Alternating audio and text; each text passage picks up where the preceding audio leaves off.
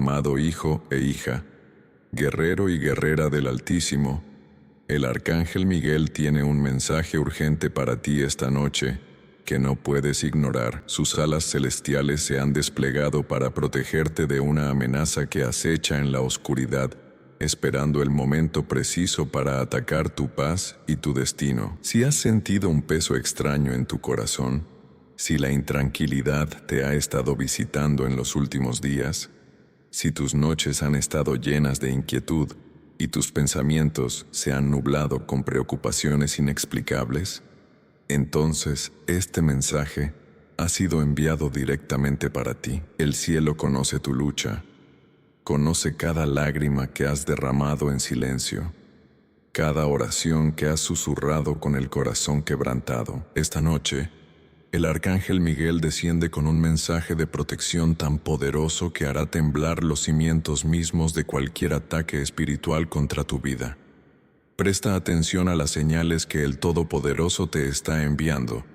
Si has despertado sobresaltado y sobresaltada, si tus noches han estado llenas de pesadillas, si sientes una opresión inexplicable en tu pecho, entonces este mensaje es especialmente para ti. La guerra espiritual no es algo que puedas ver con tus ojos físicos, pero se libra constantemente en el reino invisible. Cada noche, mientras duermes, legiones de ángeles batallan por tu protección.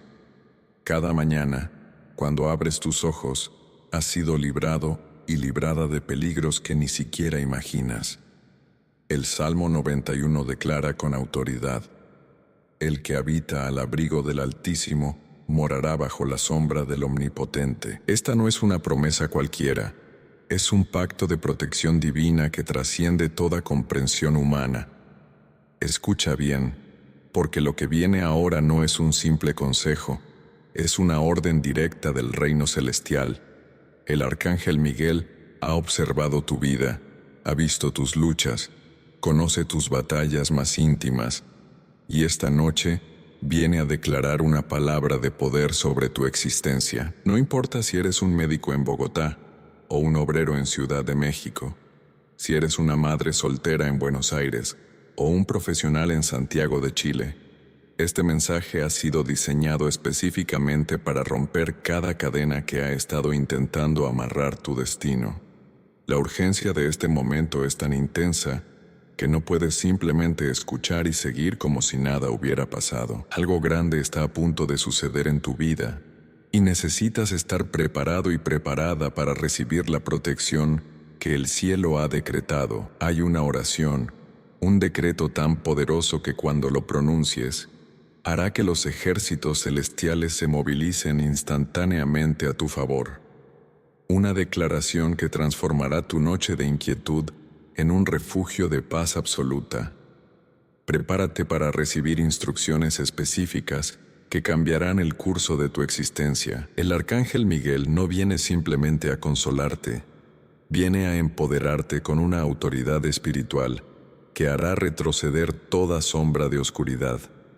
Prepárate para entender los pactos divinos que han sido diseñados como contratos legales en el reino celestial, donde cada promesa es un derecho irrevocable para quien conoce su herencia espiritual. El Todopoderoso no es un Dios de confusión, sino un Dios de orden, que establece pactos legales con precisión de abogado celestial, garantizando protección, provisión y poder para sus herederos. Pacto con Noé.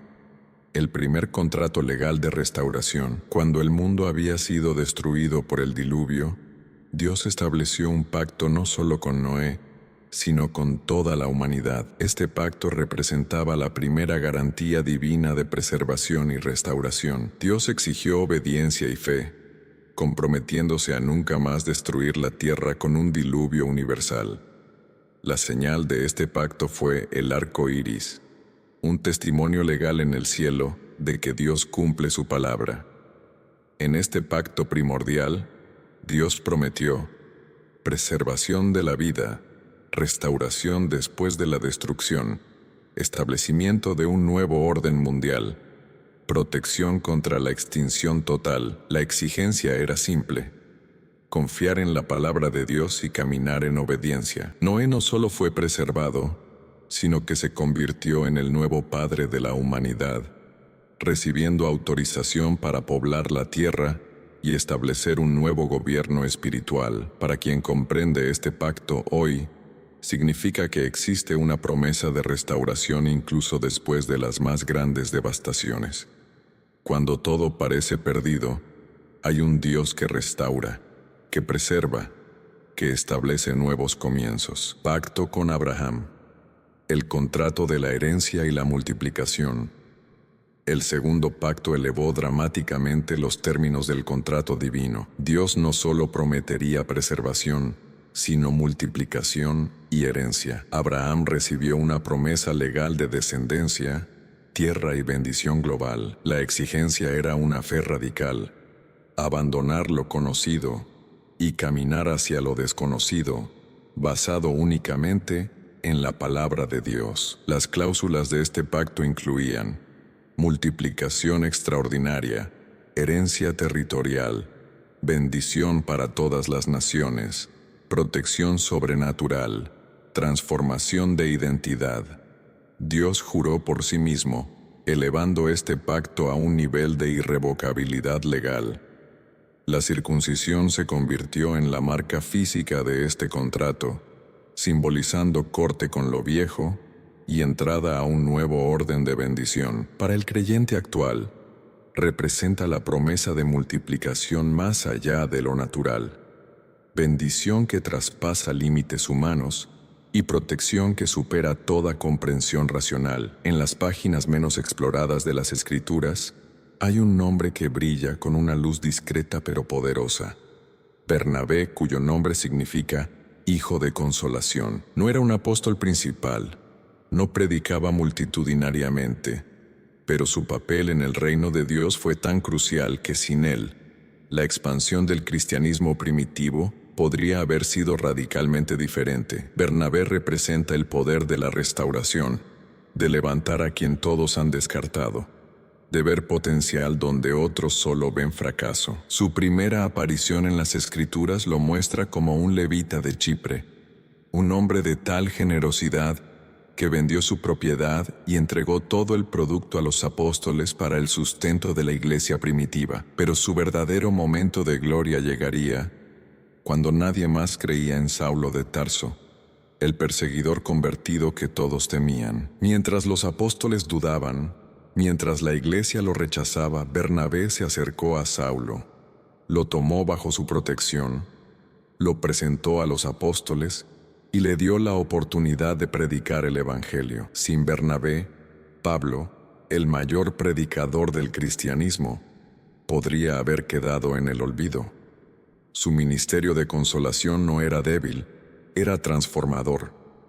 No solo consolaba, sino que restauraba, levantaba, empujaba a otros a cumplir su destino. Cuando la iglesia de Antioquía necesitó líderes para su primera misión, Bernabé fue elegido, no por ser el más brillante o el más educado, sino por su capacidad de ver el potencial en otros.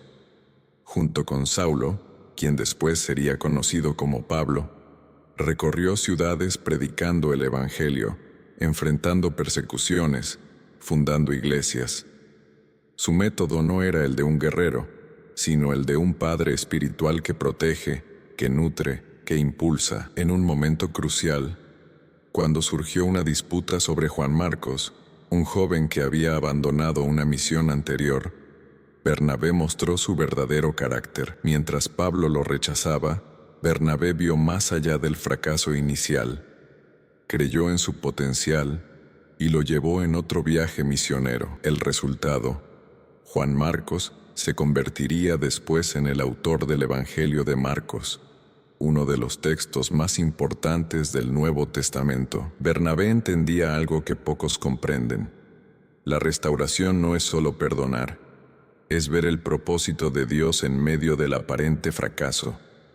Su vida era una declaración viviente de que Dios usa a los misericordiosos, a los que levantan, a los que creen cuando todos han dejado de creer. No era un guerrero con espada, sino un guerrero con compasión, cuya arma más poderosa era su capacidad de ver lo que Dios ve, potencial donde otros solo ven ruina. Padre Celestial, Santo de Israel, vengo ante tu presencia con el corazón abierto, vulnerable y completamente rendido. En este momento sagrado, donde el cielo y la tierra se encuentran, donde lo invisible se hace visible, te invoco con toda mi necesidad, con toda mi esperanza. No vengo con palabras perfectas, vengo con un espíritu quebrantado, consciente de mi fragilidad, pero también de tu inmensa misericordia. Reconozco, Señor, que no merezco tu gracia, pero la necesito más que el aire que respiro. Cada latido de mi corazón es un testimonio de tu fidelidad, cada respiración un recordatorio de que sigues sosteniéndome aún cuando yo mismo me he sentido desfallecer. Gracias por las bendiciones que ya han sido derramadas sobre mi vida. Gracias por la familia que me has dado, por cada abrazo que he recibido, por cada lágrima enjugada, por cada momento de alegría compartido. Gracias por la salud, por el aliento de vida que renuevas cada mañana, por la oportunidad de levantarme cuando he caído. Gracias por la provisión que ha llegado muchas veces de formas inesperadas, por los recursos que has multiplicado más allá de mi comprensión, por las puertas que has abierto cuando todo parecía cerrado. Gracias por la protección invisible que me has dado, por los ángeles que han sido enviados para guardar mis pasos, por la muralla espiritual que has levantado alrededor de mi vida. Pero vengo también a confesar mis temores, mis dudas, mis fragilidades. Reconozco el miedo que ha estado intentando apoderarse de mi corazón, el miedo a la falta, el miedo al abandono, el miedo a no ser suficiente. Confieso mi tendencia a querer controlar, a no soltar completamente, a intentar resolver todo por mi cuenta. Perdóname por los momentos en que he dudado de tu bondad, por los instantes en que he permitido que la ansiedad sea más grande que mi fe. Perdóname por no confiar completamente, por querer resolver todo desde mi propia fuerza. Ahora, Padre, vengo a hacer declaraciones de fe. Declaro que tu palabra es más real que mis circunstancias. Declaro que tu protección es mi refugio, que tu provisión es mi herencia. Declaro que ninguna arma forjada contra mí prosperará, que cada ataque será convertido en una oportunidad de victoria. Específicamente te pido, sana las heridas invisibles de mi corazón, restaura lo que el enemigo ha intentado destruir, multiplica mis recursos más allá de lo que puedo imaginar, abre puertas que parecen completamente cerradas, envía ángeles para pelear las batallas que yo no puedo ver. Entrego cada temor, cada preocupación, cada área de mi vida que he estado intentando controlar. Lo suelto todo en tus manos perfectas, no como quien se rinde, sino como quien reconoce que tu plan es infinitamente superior a cualquier estrategia humana. En el nombre poderoso de Jesús, sello esta oración. Que el Arcángel Miguel extienda sus alas de protección sobre mi vida, mi familia, mi trabajo, mis finanzas. Que cada palabra pronunciada sea un decreto de victoria en el reino espiritual. Amén. Si esta palabra del Arcángel Miguel está tocando tu corazón, dale me gusta como señal de fe. Déjame saber en los comentarios escribiendo amén si vas a activar esta protección. Quiero orar por cada uno. Si es tu primera vez, suscríbete y activa la campanita porque cada mañana el Arcángel Miguel tiene un mensaje nuevo para tu vida. La historia que hoy compartiré es la de Gedeón, un hombre que pasó de ser el más pequeño de su familia, el menos preparado, al líder que Dios usaría para liberar a todo un pueblo. Imagina un valle desolado en medio de Israel, donde el pueblo hebreo había sido sometido durante 7 años por los madianitas, un pueblo que vivía con miedo, escondiéndose en cuevas, viendo sus cosechas ser devoradas, su libertad cercenada por invasores despiadados. En medio de este panorama de desesperación, aparece Gedeón, trillando trigo en un lagar, escondido, temeroso. No era un guerrero, no era un líder, era simplemente alguien intentando sobrevivir. Su primera reacción cuando el ángel del Señor se le aparece es de total incredulidad. ¿Yo? ¿Voy a salvar a Israel?, pregunta con una mezcla de sarcasmo y miedo. Su clan era el más pequeño de Manasés y él el más insignificante de su familia. No tenía recursos, no tenía ejército, no tenía ninguna credencial que lo hiciera elegible para semejante misión. Pero Dios no mira las credenciales humanas, Dios mira el corazón. El ángel le dice algo revolucionario: ve con la fuerza que tienes. No le dice que espere ser más fuerte, no le dice que acumule recursos, le dice que use lo que ya tiene en sus manos. La primera prueba de Gedeón será enfrentar los ídolos de su propio pueblo. Dios le ordena derribar el altar de Baal en su propia ciudad, de noche, para mostrar que su lealtad está primero con el Dios verdadero. Un acto de valentía que lo expone al peligro, pero que marca el inicio de su transformación. Cuando los madianitas se movilizan para atacar, Gedeón reúne a 32,000 hombres. Pero Dios le dice algo sorprendente: tienes demasiados guerreros. Parece una locura en términos militares, pero Dios quiere mostrar que la victoria no depende del número, sino de su poder. Gedeón comienza a reducir su ejército. Primero los miedosos son enviados de regreso, quedando 10,000. Luego, mediante una prueba de cómo beben agua, solo 300 hombres permanecen. 300 contra un ejército innumerable. Humanamente, era una sentencia de muerte. Espiritualmente, era la configuración perfecta para un milagro.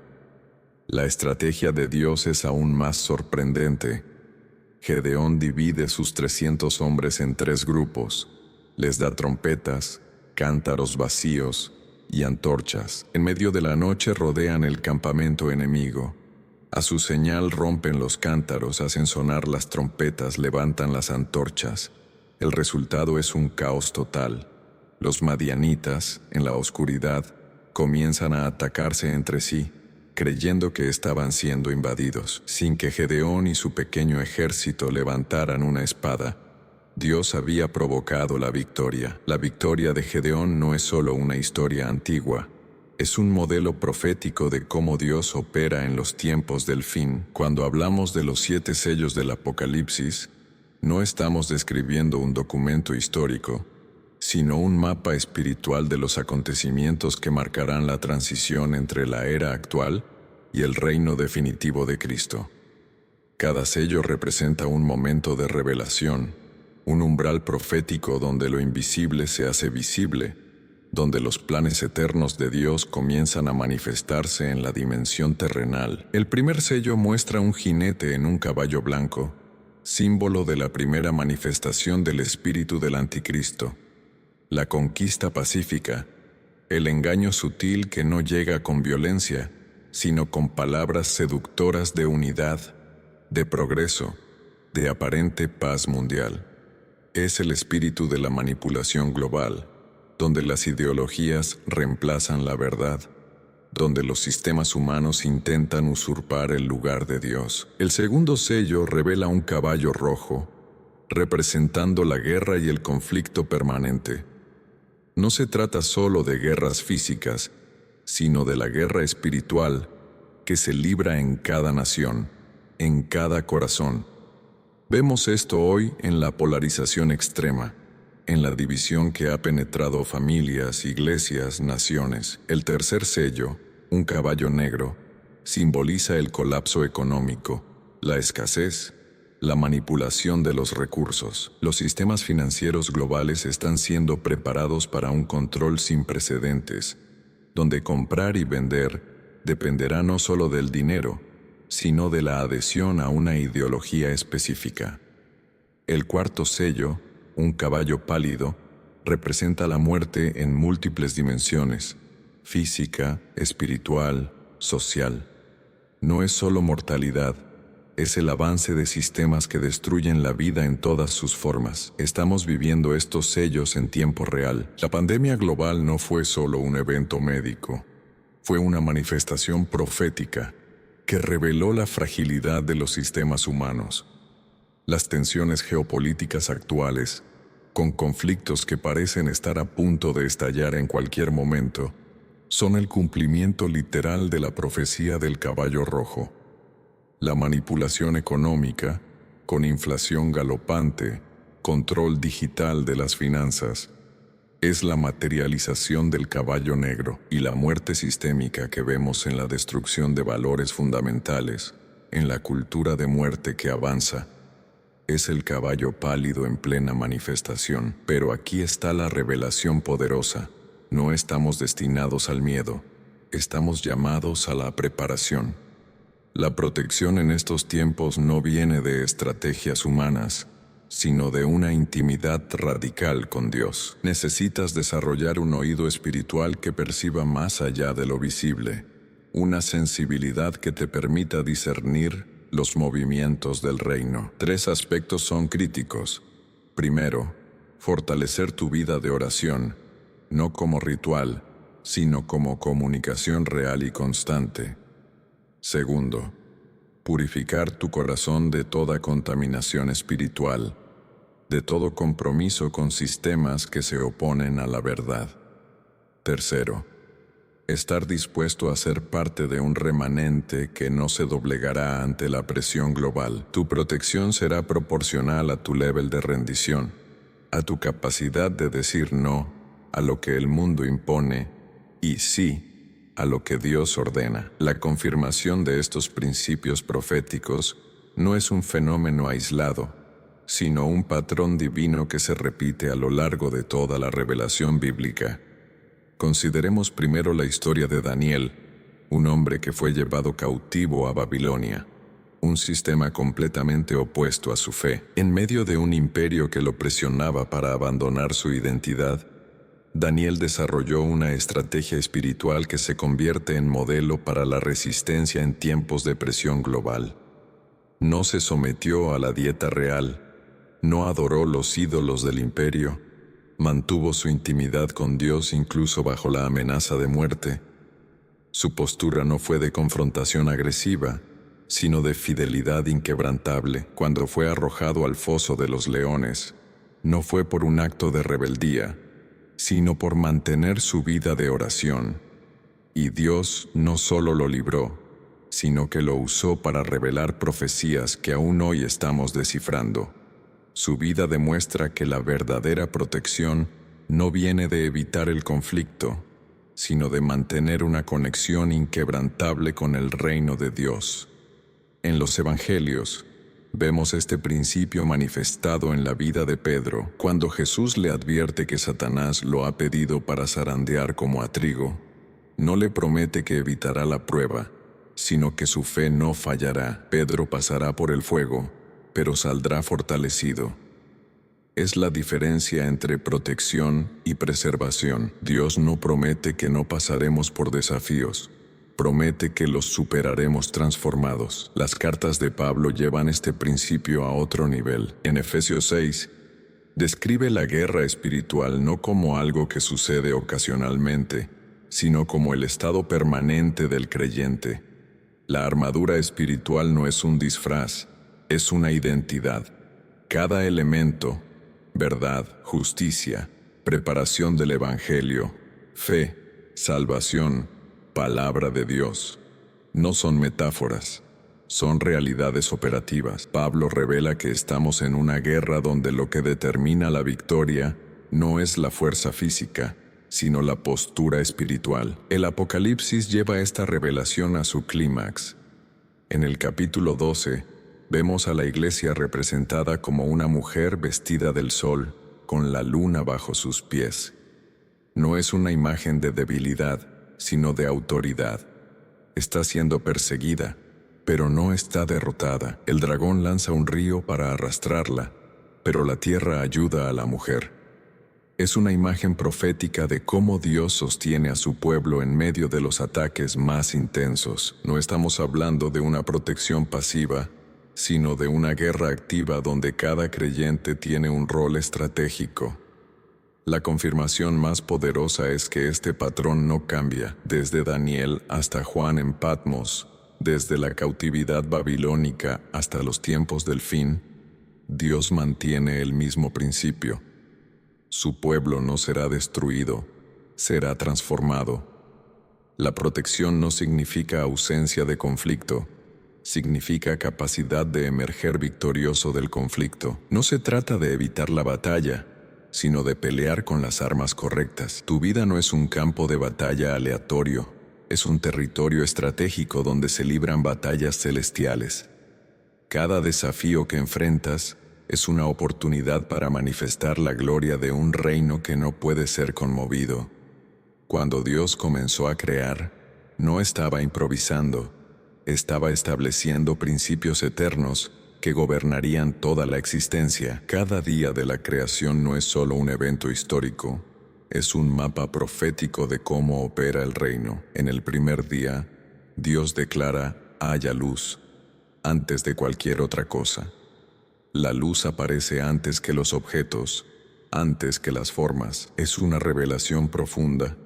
La luz representa revelación, discernimiento, capacidad de ver más allá de lo visible. En un mundo donde la desinformación es una pandemia global, donde los sistemas buscan oscurecer la verdad, Dios está levantando un pueblo con capacidad de ver lo que otros no ven. No se trata solo de información, sino de revelación. Tu capacidad de discernir no vendrá de más datos, sino de una conexión íntima con la fuente de toda luz. En el segundo día, Dios separa las aguas, creando un espacio entre lo de arriba y lo de abajo. Esta separación no es división, es definición. Representa los límites saludables, la capacidad de distinguir lo celestial de lo terrenal, lo sagrado de lo profano. En una cultura que constantemente difumina las líneas, que mezcla verdad con mentira, Dios está restaurando la capacidad de establecer fronteras espirituales claras. No se trata de ser religioso, sino de ser íntegro. El tercer día revela algo extraordinario. Primero crea la tierra, luego hace germinar la vegetación. Antes de crear al ser humano, genera los recursos que lo sostendrán. Es una declaración profética. Dios prepara el ecosistema antes que al habitante. Tu provisión ya está lista antes que tu necesidad. Mientras el mundo vive en ansiedad por el futuro, el reino opera desde la abundancia preparada de antemano. En el cuarto día, Dios establece los luminares, sol, luna, estrellas. No son decoración, son señales, marcan tiempos, estaciones, ciclos. En un mundo que perdió la capacidad de entender los tiempos espirituales, Dios está restaurando profetas que leen las señales, que entienden los movimientos del reino. No se trata de predicciones sensacionalistas, sino de discernimiento estratégico. El quinto día trae los seres vivientes que pueblan mar y aire. Representan movimiento, libertad, capacidad de ir más allá de lo establecido. Las aves no están limitadas por fronteras terrestres. Los peces atraviesan dimensiones. Es una profecía de un pueblo que no estará limitado por sistemas humanos, que podrá moverse en el espíritu más allá de lo natural. En el sexto día, Dios crea al ser humano a su imagen. No es un detalle menor. Significa que fuiste diseñado para representar a Dios en la tierra, para gobernar no desde la manipulación, sino desde la autoridad delegada. Tu identidad no es lo que el mundo dice, es lo que Dios declaró desde la creación. El séptimo día, Dios descansa, no porque esté cansado, sino porque ya completó todo. Es una declaración profética. Tu batalla ya fue ganada antes que tú nacieras. La victoria no es algo que conquistarás, es algo que recibirás. No estás luchando para ganar, estás peleando desde la victoria ya establecida. Cada día de la creación es un manual de estrategia espiritual. Dios no improvisa, diseña, y el mismo Dios que habló y existió todo, puede crear soluciones de la nada en tu vida, en este preciso instante. En este momento, mientras escuchas esta revelación, hay alguien que necesita este mensaje de protección y esperanza. Escribe en los comentarios el nombre de esa persona por quien quieres que oremos. Cada nombre será cubierto por el poder del Altísimo. Y si sientes que este mensaje debe llegar a más personas que están pasando por momentos difíciles, comparte este video, que se extienda como un manto de protección sobre familias, trabajadores, personas que necesitan un milagro urgente. Profundicemos ahora en un versículo que revela dimensiones extraordinarias de protección divina. Salmo 91:1. El que habita en el lugar secreto del Altísimo morará bajo la sombra del Omnipotente. En el hebreo original, la palabra habitar, yashav, no es un concepto pasivo. Significa establecer residencia, instalarse permanentemente, como quien construye una morada segura. No es un visitante ocasional, sino un habitante establecido. La palabra secreto, seter, tiene profundidades asombrosas. No es solo un lugar oculto, sino un espacio de intimidad absoluta, un refugio tan íntimo que solo quien conoce el código de entrada puede acceder. Es como una fortaleza espiritual con acceso exclusivo. En el contexto histórico, este salmo fue escrito probablemente durante el reinado de David, un hombre que conocía la persecución, la guerra, la amenaza constante. No era un texto teórico, era un manual de supervivencia espiritual. David lo escribió no desde un palacio protegido, sino desde campos de batalla, momentos donde la muerte podía llegar en cualquier instante. Cuando dice morar bajo la sombra del Omnipotente, usa una metáfora de protección total. En las culturas del Medio Oriente antiguo, la sombra representaba cobertura absoluta, defensa completa. Era el lugar donde el guerrero descansaba completamente seguro, donde ninguna flecha podía alcanzarlo. La sombra de un rey significaba estar bajo su protección personal. Aquí, David declara que Dios no es solo un protector distante, sino una cobertura tan cercana como tu propia respiración. En la modernidad, esto se traduce en protección contra amenazas que ni siquiera has identificado. No hablamos solo de peligros físicos, sino de ataques sistémicos, manipulación mediática, guerras de información, presiones culturales que buscan destruir tu identidad. Tu protección no depende de tus estrategias, sino de tu posicionamiento espiritual. La palabra omnipotente, Shaddai, en hebreo, no significa solo todopoderoso, sino el que provee, el que nutre, el que es suficiente. Es un Dios que no solo tiene poder, sino que lo despliega personalmente para sostener a los suyos. En tiempos donde los sistemas humanos fallan, donde las instituciones se desmoronan, hay una cobertura que trasciende lo visible. No estás a merced de probabilidades. Estás bajo un diseño divino de protección. Cada ataque planeado contra tu vida será desarticulado antes de manifestarse. Cada estrategia del enemigo será neutralizada en su mismo origen.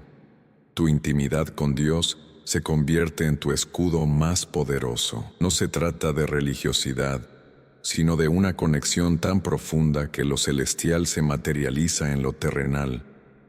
Estás invitado a no solo conocer esta verdad, sino a experimentarla como realidad cotidiana. En este preciso momento, necesitas activar un protocolo de protección divina que transformará tu realidad. No esperes hasta mañana, porque cada minuto cuenta y las fuerzas espirituales están alineándose a tu favor. Aquí está el plan de emergencia en 3 pasos estratégicos. Paso 1. Acción física inmediata. Carta de declaración espiritual. En los próximos 15 minutos, tomarás una hoja en blanco y escribirás tu declaración de protección. No es un ejercicio mental, es un acto de guerra espiritual. La escritura materializa lo invisible, establece un pacto físico con el reino. Razones espirituales. Escribir activa centros neurológicos diferentes a hablar. La mano que escribe genera una conexión neuronal que ancla la declaración en tu ser. Los antiguos profetas entendían que escribir era más que documentar, era establecer realidades. Cuando Dios le dice a Habacuc, escribe la visión, no es una sugerencia, es un protocolo de manifestación. Instrucciones exactas. 1. Busca una hoja blanca nueva. 2. Usa un bolígrafo de color azul o negro. 3. Escribe en primera persona. 4. Usa lenguaje declarativo, no de petición. 5. Firma al final como si ya fuera una realidad cumplida. Posibles obstáculos. Duda interior. Sensación de ridículo. Pereza espiritual. Bloqueo emocional. ¿Cómo vencerlos?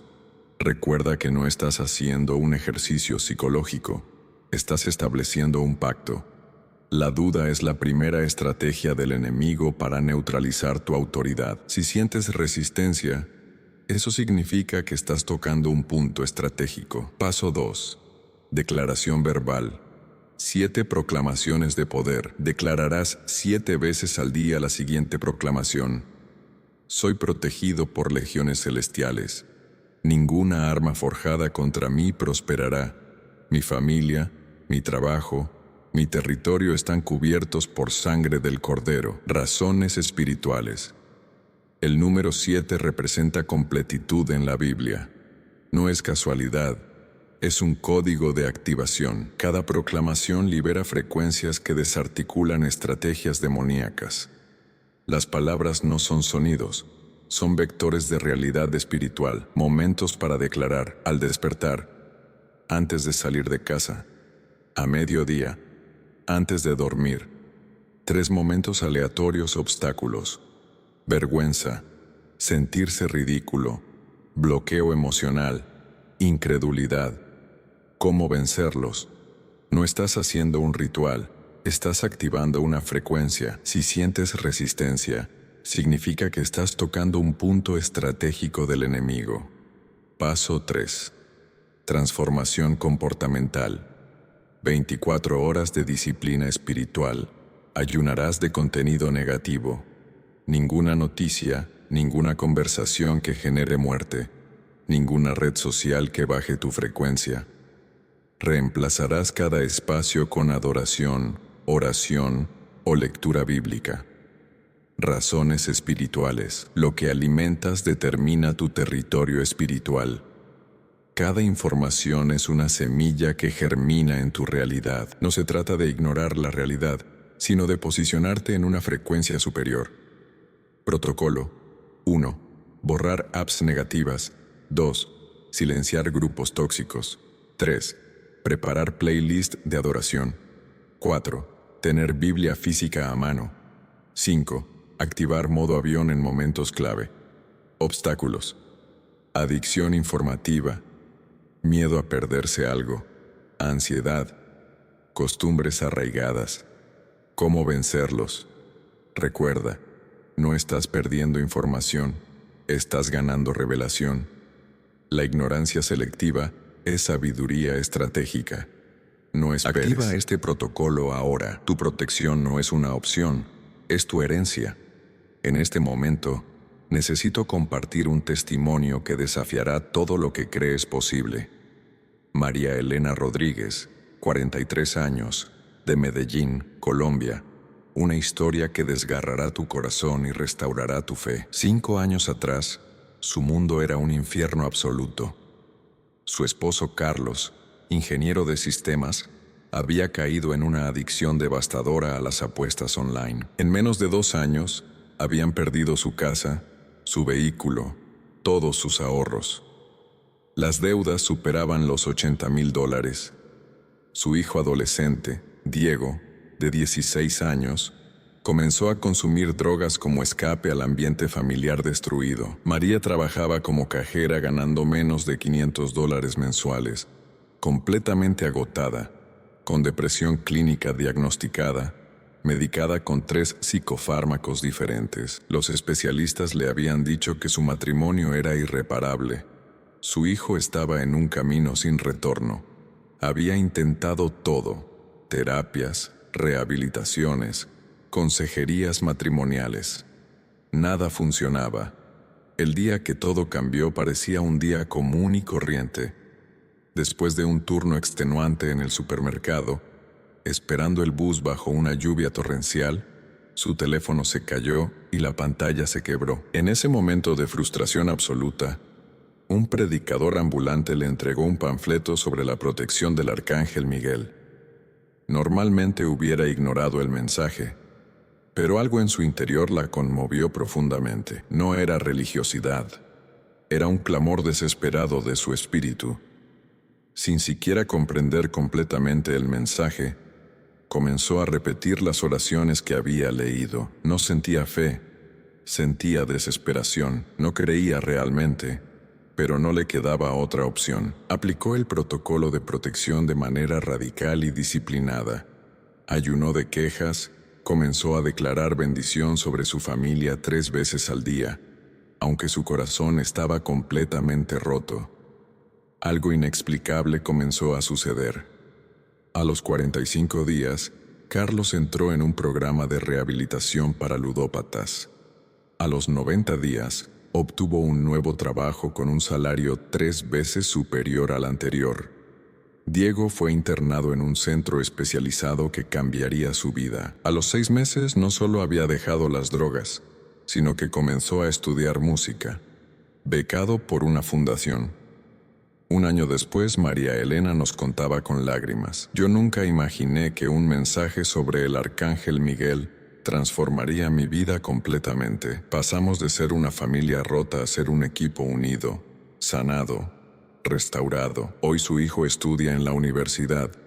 Carlos es conferencista motivacional ayudando a otros adictos. Y María Elena fundó una organización de apoyo a familias en crisis. La transformación no fue gradual, fue explosiva.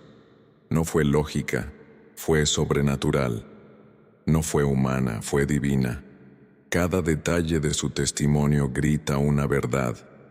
Hay poder más allá de lo que puedes ver, más allá de lo que puedes comprender. En los días antiguos, cuando los vientos del desierto susurraban secretos más antiguos que el tiempo, existía una pequeña aldea llamada Ofra, ubicada en los límites donde la tierra árida besaba las primeras piedras de la montaña. En esta aldea vivía un tejedor llamado Eliam, conocido por crear los tapices más extraordinarios de la región.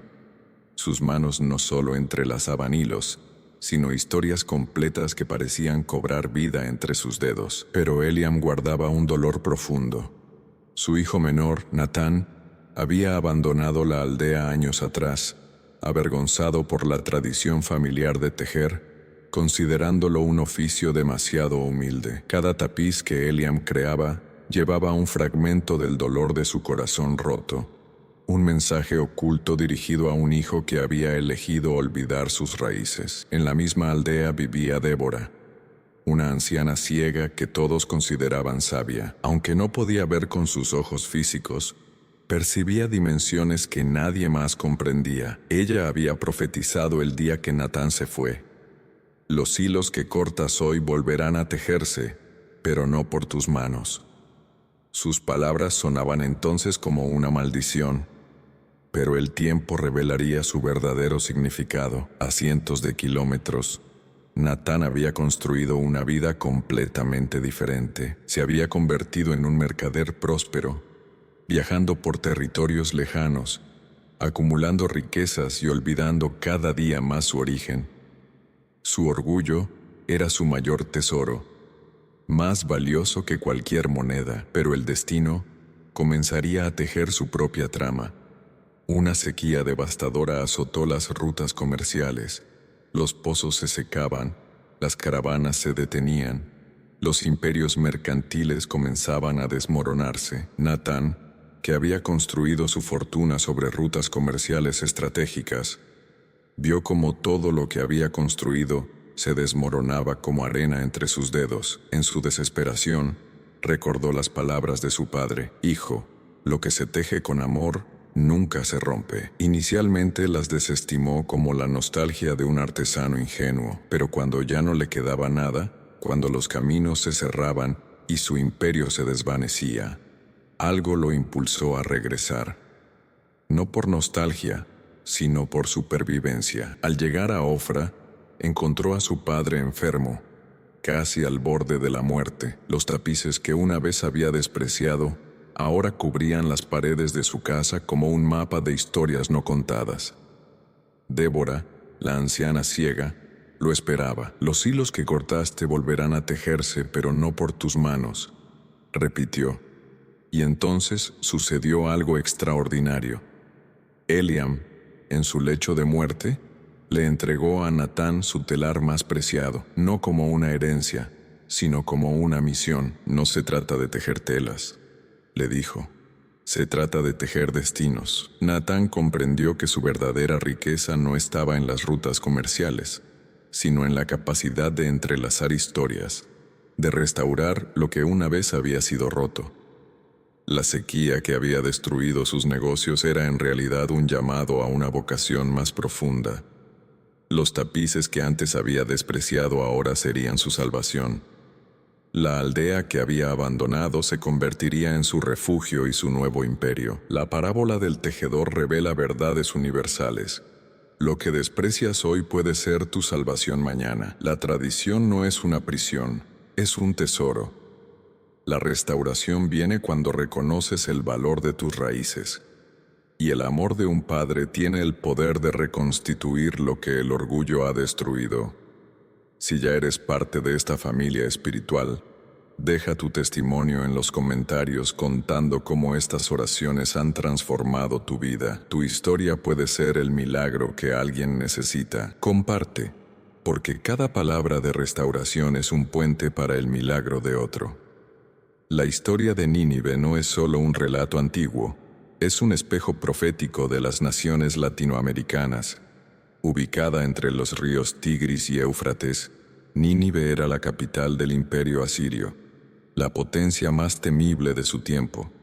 Ciudad de contrastes brutales, magnificencia arquitectónica y crueldad extrema.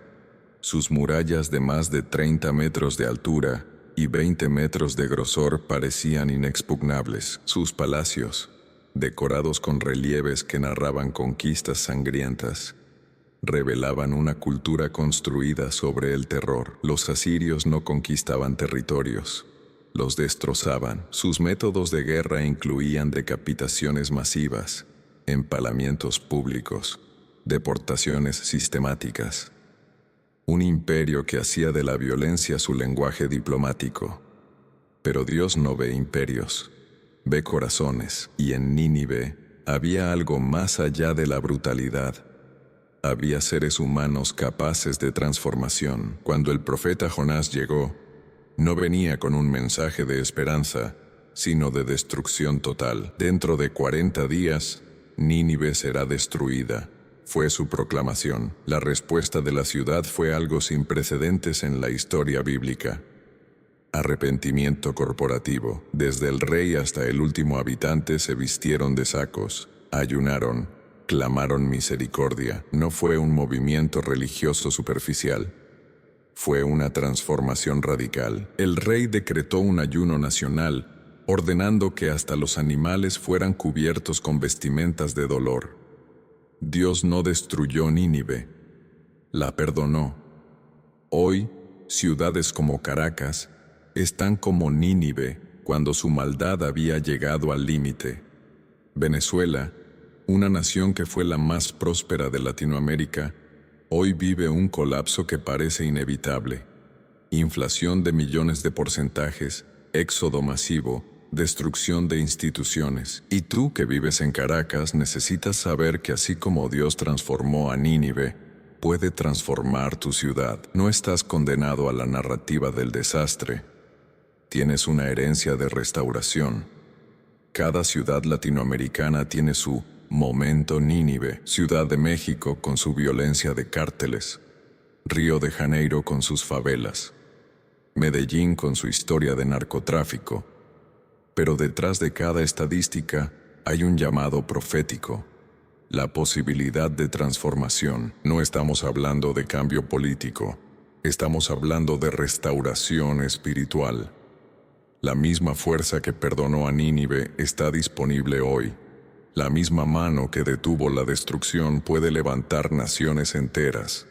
La transformación no viene de programas gubernamentales, viene de movimientos espirituales. Cuando una generación decide romper sus ciclos de maldición, cuando decide clamar misericordia, no con palabras vacías, sino con ayunos verdaderos, con arrepentimiento real, algo sucede en el reino espiritual que trasciende lo visible. No es un mensaje de religión, es un protocolo de restauración. No es una teoría, es una invitación a ser parte de un ejército de transformación.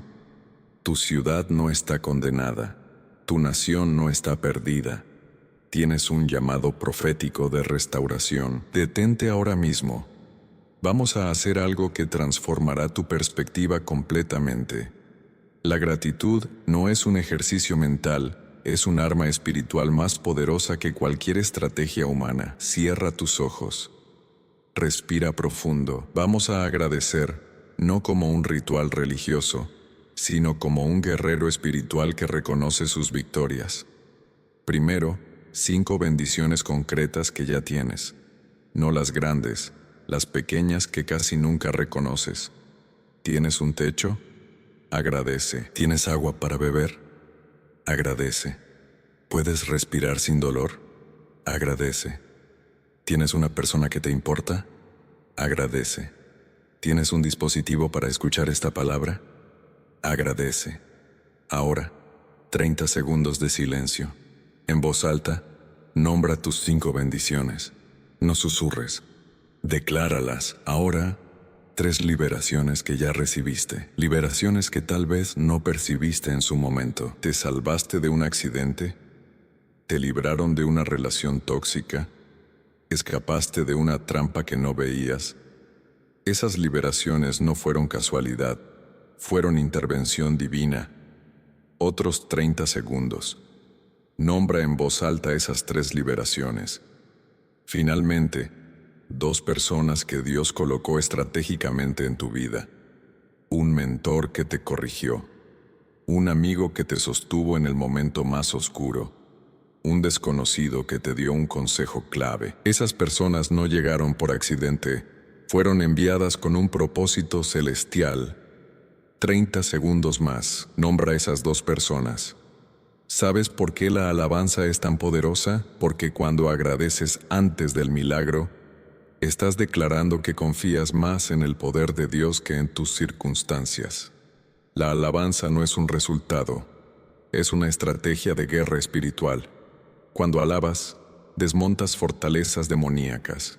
Cuando agradeces, abres portales de transformación. La teología de la alabanza no es un concepto religioso, es un protocolo de liberación. Mira a David, adorando en medio de la persecución. Mira a Pablo y Silas, cantando en la cárcel y provocando un terremoto de liberación. La alabanza no es algo que haces cuando todo va bien. Es un arma que produces cuando todo parece ir mal. Tu gratitud es una declaración profética. Tu agradecimiento es un misil espiritual que destruye fortalezas. Tu celebración es una estrategia de guerra que moviliza ejércitos celestiales. No estás pidiendo un milagro, lo estás provocando. No estás rogando una transformación, la estás pariendo con tu actitud.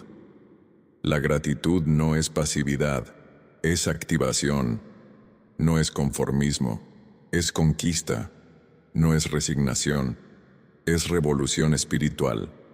Cada gracias que pronuncias es un golpe contra el reino de las tinieblas. Cada reconocimiento de bendición es un misil contra los planes del enemigo. Celebra ahora, celebra antes, celebra durante, celebra después. Tu celebración no es un resultado, es un arma de destrucción masiva en el reino espiritual. Escucha con toda tu atención. Mañana muy temprano, antes que el sol despierte, una nueva ola de protección celestial descenderá sobre tu vida. No es una promesa religiosa, es un decreto del reino de los cielos. El arcángel Miguel ha preparado una cobertura especial para ti, no para mañana, para este amanecer. Pero necesito que hagas 3 cosas right now. Primero, comenta tu nombre completo. Segundo, dale like a este mensaje como declaración de que recibes esta protección. Tercero, comparte este mensaje. No es una súplica, es una orden espiritual. Cada compartido es un misil de liberación que destruye fortalezas demoníacas. Tu obediencia no es opcional, es estratégica. Y ahora, decreto sobre tu vida que cada espíritu de muerte, enfermedad, pobreza y destrucción sea completamente desmantelado, que tu familia sea un bastión inexpugnable, que tu trabajo sea un territorio conquistado, que tu economía sea un río incontenible de provisión. En el nombre de Jesús, queda decretado. La próxima madrugada será tuya, la victoria ya es tuya. Prepárate para recibir lo inevitable, tu milagro.